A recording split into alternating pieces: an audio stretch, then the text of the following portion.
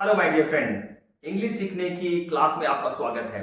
Reading की तरफ चलते हैं। इतने आसान तरीके से पढ़ाना शुरू करेंगे कि आपके लिए इंग्लिश सीखना बहुत आसान हो जाएगा, इंग्लिश पढ़ना बहुत आसान हो जाएगा, इंग्लिश को लिखना बहुत आसान हो जाएगा, बशर्ते आप जो आपको आज सिखाया जा रहा है उसको ध्यान से नोट्स बना करके 4 दिन प्रैक्टिस कर लीजिएगा।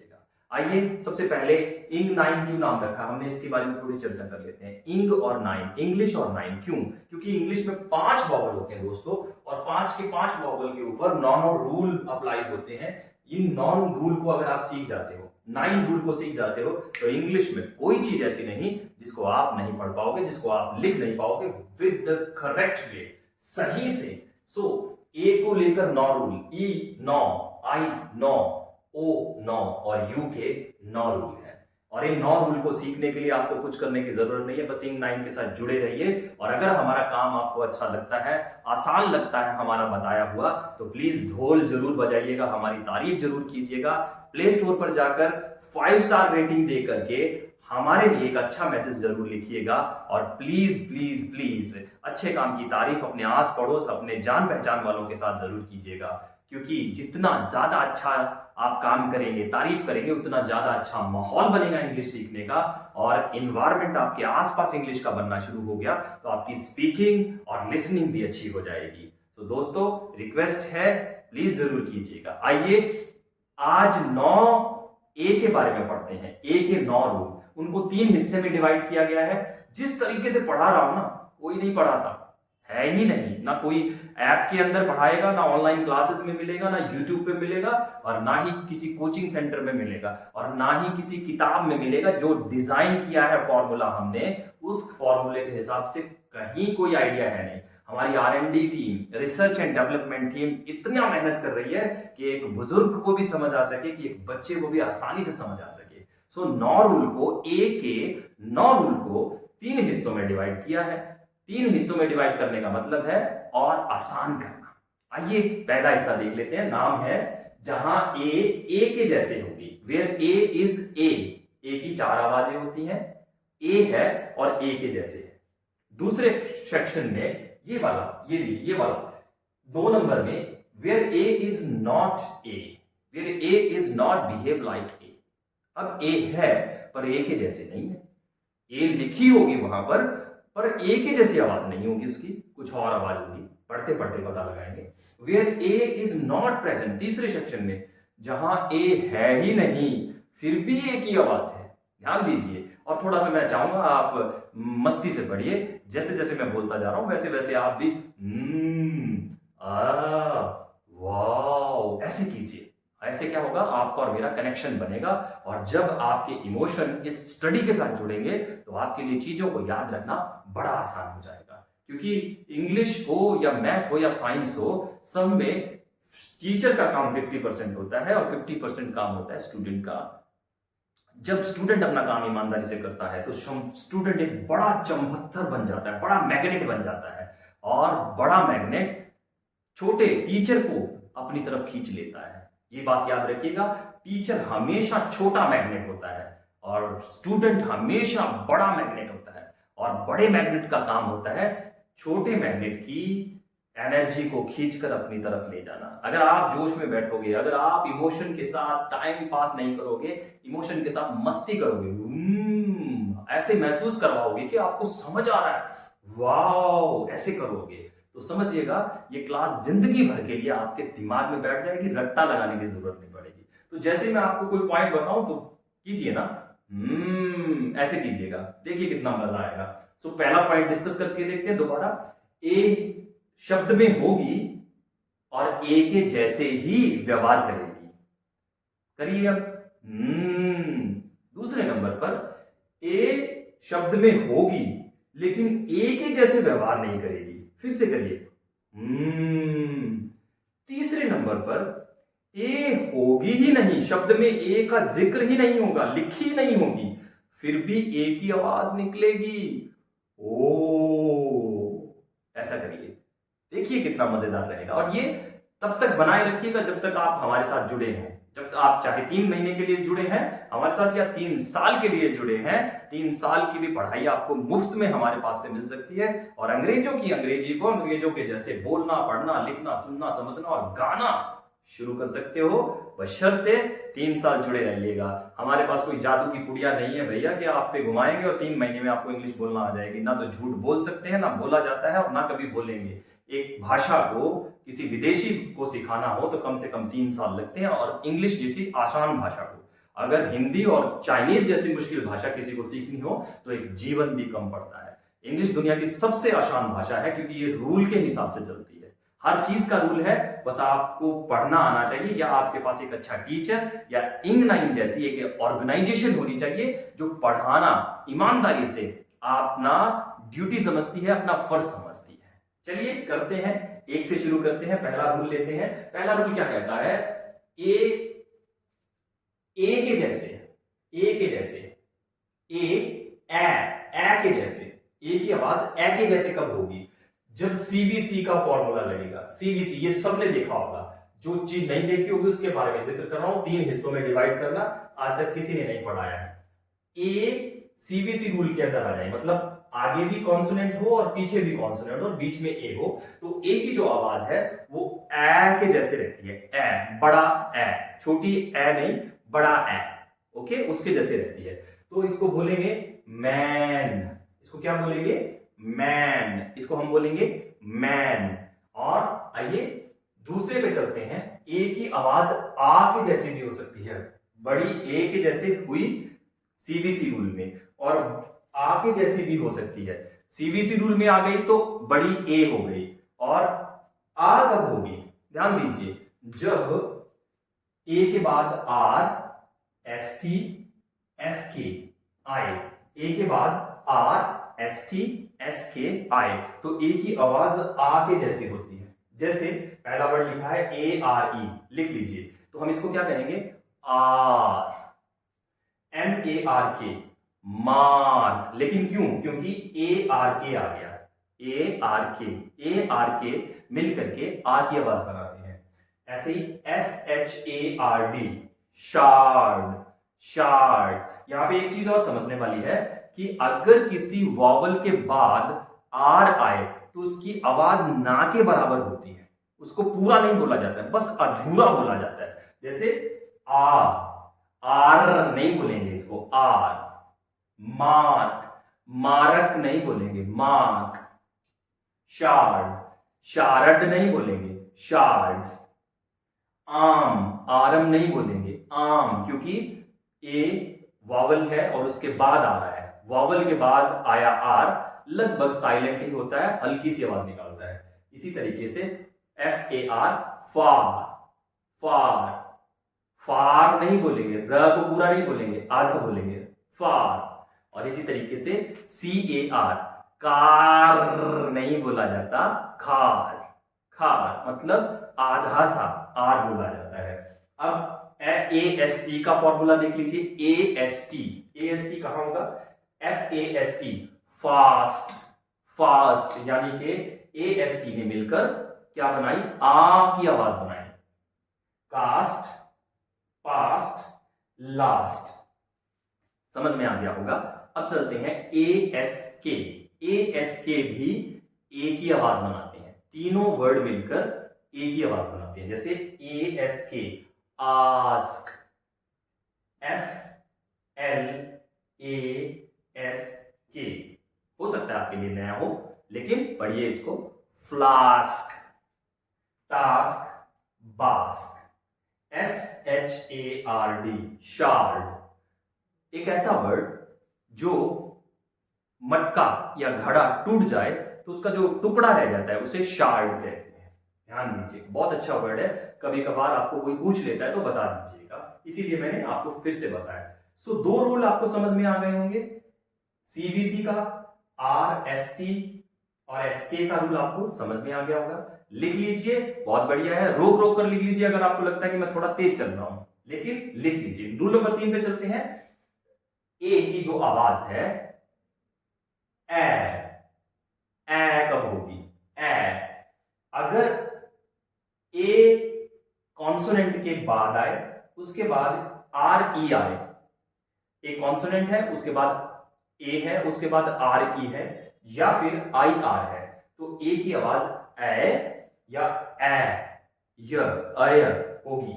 जैसे सी ए आर ई लिख लीजिए, सी ए आर ई, तो बाद में क्या है आर ई, ए के बाद क्या है आर ई, तो इसे कहेंगे care, fair, hair,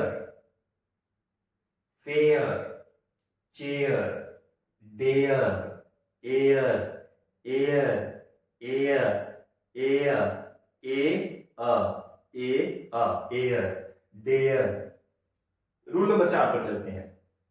A is equal to A, छोटी ए कब होगी, ध्यान दीजिए, ए ई के बाद अगर ए ई किसी शब्द के बीच में हो, ए वाई किसी शब्द के अंत में हो, और मैजिक ए हो, मैजिक ई के साथ ए आए, तो ए की आवाज ए होती है। एक एक वर्ड करके बता रहा हूं, ध्यान दीजिए, एम ए आई एन शब्द के बीच में आ गया ए और आई, तो ए की आवाज ए होगी और आई की आवाज नहीं होगी, आई अपने आप को चुप रखेगी, इसे कहेंगे मेन। अगर किसी वर्ड के लास्ट में ए और वाई आ जाए तो उसकी आवाज होगी लंबी ए की, और वाई की कोई आवाज नहीं होगी। ध्यान दीजिए, पे, वाई की आवाज यहां नहीं निकाल रहे हैं हम, सिर्फ पे बोल रहे हैं, यानी कि ए की आवाज को लंबा कर रहे हैं और वाई को साइलेंट रख रहे हैं। और याद रखिएगा, जब भी किसी वर्ड के लास्ट में कॉम्बिनेशन बनता हो ए और वाई का, तो वहां ए वाई ही लिखा जाता है, ए आई नहीं लिखा जाता। इंग्लिश में जो भी वर्ड हैं जो इंग्लिश की जड़ों से जुड़े हुए हैं, उनमें किसी वर्ड का अंत आई से नहीं होता। आई की जगह पर वाई से काम लिया जाता है जब लॉन्ग ई की आवाज निकालनी हो, लॉन्ग ई की आवाज निकालनी हो, कैरी, क्राई, तो वाई लगाया जाता है, आई नहीं लगाया जाता, ये बात याद रखिएगा। ये रूल यहां पे भी क्लियर होता है। तो वाई है लास्ट में, चुप रहेगी और ए की आवाज लंबी हो जाएगी। और अगर आप N A M E name पढ़ें तो यहां भी ए की आवाज ए ही है। अब ई अपने आप को साइलेंट रखती है और ए की आवाज को लंबा कर देती है, या किसी भी वॉवल की आवाज को जो इससे पहले आ जाए, मैजिक ई से पहले आ जाए, उसकी आवाज को लंबा कर देती है। जैसे मेन, गले के लंबे बाल, गर्दन के लंबे बाल, M A N E, mane. अगर यहां देखेंगे तो मैन है, और मैजिक ई के साथ चलाए हुए इसको M A N E, mane. ये घोड़े की गर्दन के या शेर की गर्दन के लंबे बाल जो होते हैं उसे मेन कहा जाता है। मैन, मेन, मैजिक ई ने ये कमाल कर दिया, और ये ए के अंडर आता है।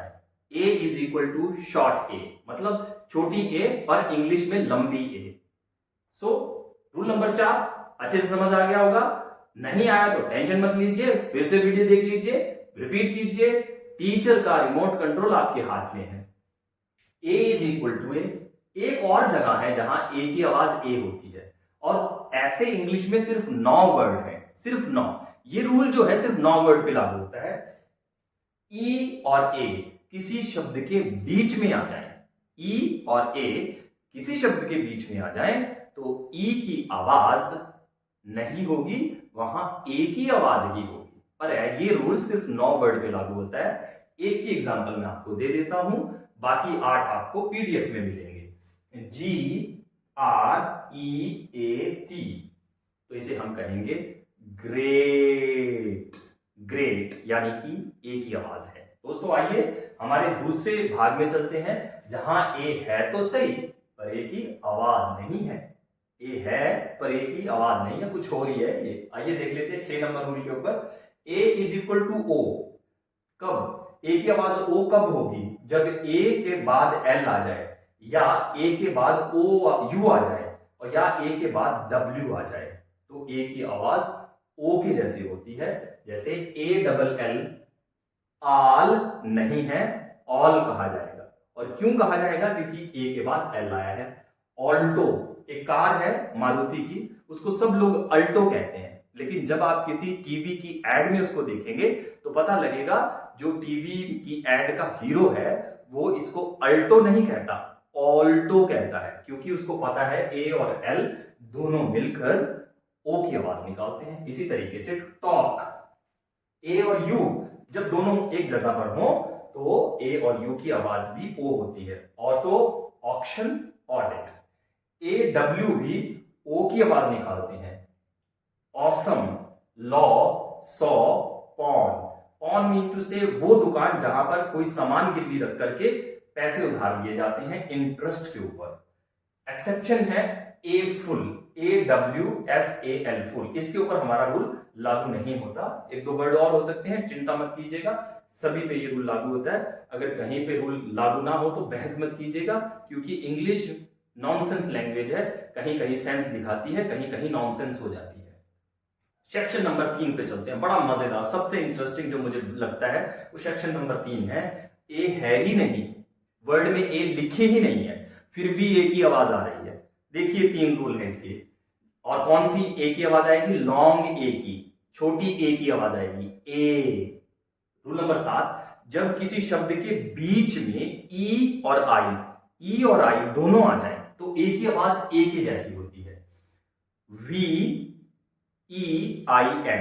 क्या पढ़ेंगे? टेंशन मत लीजिए, ई और आई को ए के नजरिए से देखिए, वो ई और आई है ही नहीं, ए है। वेन, देयर, पढ़ लीजिए, THEIR, देयर कहते हैं इसको। Hair, rain. 8 नंबर रूल बड़ा मजेदार, सबसे फेवरेट है मेरा, इससे बढ़िया मुझे कुछ और लगता ही नहीं है। पढ़ लीजिए, लिख लीजिए। 4 वर्ड हैं और एक आवाज दे रहे हैं, चारों शब्द मिलकर एक आवाज दे रहे हैं। आप इसको ग्राफमी में पढ़ेंगे, ग्राफीम में पढ़ेंगे। जब ग्राफीम की क्लास लगेगी तो आप देखिएगा ये रूल वहां भी आएगा, लेकिन क्योंकि ए की आवाज है, ए से जुड़ा हुआ है, तो इसको यहां पढ़ाना भी जरूरी है। EIGH, ये 4 शब्द कहीं पे इकट्ठे मिल जाएं, एक साथ मिल जाएं, तो इन चारों शब्दों की ए की आवाज होगी और वो होगी लॉन्ग ए। एग्जाम्पल, आर्ट्स की स्पेलिंग कैसे लिखेंगे? 8, EIGHT, 8 कहते हैं, 8। लास्ट वाली टी की आवाज ट है और बाकी बचे चारों शब्दों की आवाज ए है, 8 पढ़ेंगे। वे, नेबर, स्ले, पीडीएफ में मिल जाएंगे, टेंशन मत लीजिएगा। नॉर्मल, ई और वाई जब किसी शब्द के लास्ट में आए, ई और वाई जब किसी शब्द के लास्ट में आए तो ई और वाई की आवाज भी ए होती है। आइए देख लेते हैं। THEY, they, THEY, they. HEY, hey. WHEY, way. OBEY, ओबे। इसी तरीके से सर्वे, कन्वे, सब पीडीएफ में मिल जाएंगे, चिंता करने की जरूरत नहीं है। तो एक ही आवाज पे 4 दिन प्रैक्टिस कीजिएगा इस वीडियो के ऊपर, मजाक में मत लीजिएगा। पीडीएफ नीचे रखा हुआ है, डाउनलोड कर लीजिए या देख लीजिएगा पीडीएफ को और प्रैक्टिस कीजिएगा। जिंदगी बदल जाएगी अगर आप सच में पढ़ाई करेंगे तरीके से, और ऐसे टाइम पास करेंगे तो कुछ होने वाला नहीं है। माय डियर फ्रेंड, 3 हिस्सों में ए को डिवाइड किया है मैंने। आज की क्लास का ब्रीफ समरी दिखा देता हूं। 3 हिस्सों में ए को डिवाइड किया है। पहले हिस्से में ए के जैसे है, दूसरे हिस्से में ए के जैसे नहीं है, तीसरे हिस्से में ए की आवाज तो है, ए नहीं है। अगर आपको हमारा काम अच्छा लग रहा है, पढ़ाना अच्छा लग रहा है, तो प्लीज अपने आस पड़ोस के लोगों को शेयर कीजिए और उनको बोलिए कि डाउनलोड करके ऐप को यहां से पढ़ें। सिर्फ 365 रुपए में 3 महीने की पढ़ाई, और इतना बढ़िया तरीके से बेसिक क्लियर होगा कि आपको लगेगा कि आपने एडवांस लेवल की इंग्लिश सीख ली है। ज्यादा देर ना करें, अगर काम अच्छा लगा है प्ले स्टोर पर जाए, 5 स्टार रेटिंग दें। और दोस्तों सबसे बड़ी बात, प्लीज रिक्वेस्ट करता हूं, सबसे बड़ी बात करने जा रहा हूं, प्लीज उस पर ध्यान दीजिएगा। मैसेज इतना बढ़िया कीजिएगा कि दूसरों को डिसीजन लेने में आसानी हो कि यार इनके पास पढ़ना चाहिए, ये अच्छा पढ़ा रहे हैं। और अगर आप ऑरल एडवर्टाइजमेंट करने में अगर टाइम लगाते हैं तो हम आपको पे भी करेंगे, क्योंकि आप अच्छा काम कर रहे हैं और अच्छे काम का इनाम मिलना ही चाहिए। With this word thank you very much. आइए नेक्स्ट क्लास में मिलते हैं जहां ई की बात करेंगे, नॉ रूल ई के। और इंग 9 समझ में आ गया होगा कि हमने इंग 9 इंग्लिश 9 क्यों रखा है। इंग 9 इसलिए क्योंकि पांचों वॉवल की 9 रूल बनती हैं, और इन 9 रूल को जो समझ गया वो इंग्लिश को सीख गया, चाहे वो रीडिंग है, चाहे वो राइटिंग है, चाहे वो लिसनिंग है, चाहे वो स्पीकिंग है। थैंक यू वेरी मच दोस्तों।